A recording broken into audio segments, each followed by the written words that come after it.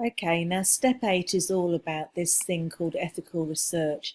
And the little videos that you've got at this step and the little exercises are all designed to give you an idea about exactly what it means. I mean, the bottom line is this: every person involved in research activities needs to be protected from harm. And of course, immediately you kind of think about the physical safety and not doing something that's going to impact that. But there's loads more to it than just from your own safety or the safety of the people that you're researching. I mean, the bottom line is that you need to have respect for all people in your research, and that includes yourself as well. And this obviously also includes integrity and honesty. So I suppose that in practical terms, it means that you've got to acknowledge all sources of information. You've got to avoid plagiarism. I mean, all of your work will be put through a plagiarism checker. It checks against the internet. It checks against other research projects. So just to make sure that you're not copying anybody's work. You've also got to respect copyright in the sense of you can't just take stuff willy-nilly. You've just got to make sure that you have permission to use something or to do something. And obviously, you've got to avoid making things up. That's what that word means, fabrication.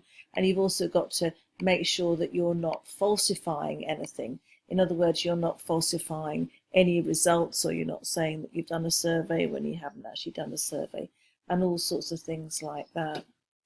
Um, Look, there's lots of information on this page. I would seriously suggest that you have a little bit of a read through. Some of these things will appear in other little films on this step, or you'll have to consider them as you go through a checklist. It might be a document that you actually want to return to. Just a few things that maybe some people don't always think about. This one here. Um, Try to avoid overburdening any particular person or group of people while conducting your research. Sometimes people don't think about that. They just say, oh, I'll ask my friends to do that, or my parents and their friends will do this. And they don't actually think about the implications for the people or the group of people that they're actually targeting. And sometimes you get some staff, for example, just say, oh, I'm not going to do another survey, or I really don't want to do another interview with a research project student. So just be sensitive in terms of that one. Here's another one. Avoid putting undue pressure on people to take part in your research. Again, there's that assumption that everybody really does want to do your survey, or somebody really does want to talk to you. And you just got to be sensitive to that. Most people are very kind and they'll give up their time, but you just have to be sensitive, essentially. This is an interesting one. Ensure that your research does not exploit vulnerable people or vulnerable groups within society. Obviously, this requires you to make a judgment as to who's vulnerable and who's not. But let's say somebody who you want to interview is going through a bad time. Well, it's maybe not necessarily a good thing to interview them. Maybe you need to find somebody else, for example. So there's lots of stuff on that page. Now, here's a little exercise I'd like you to go through.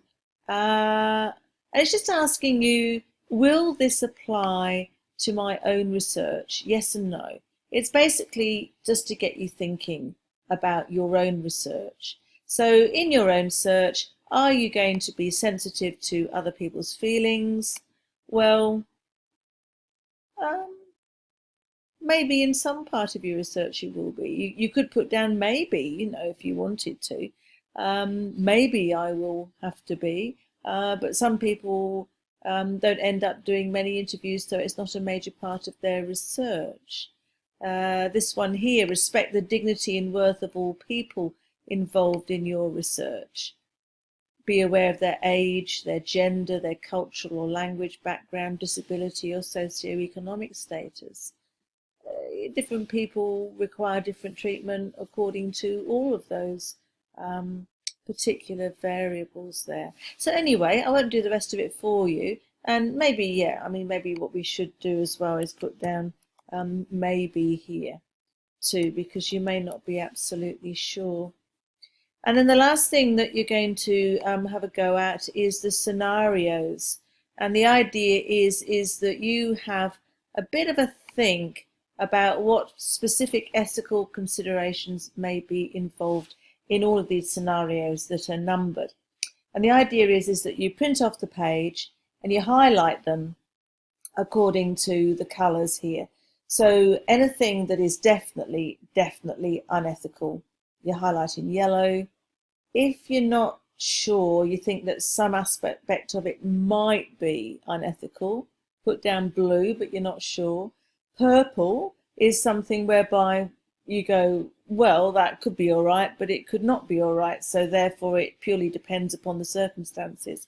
And there are some that are absolutely fine and just give them the green light. And the idea is that you print this off and you give it to your teacher for checking, because they just want to make sure that you really understand what ethical research actually means.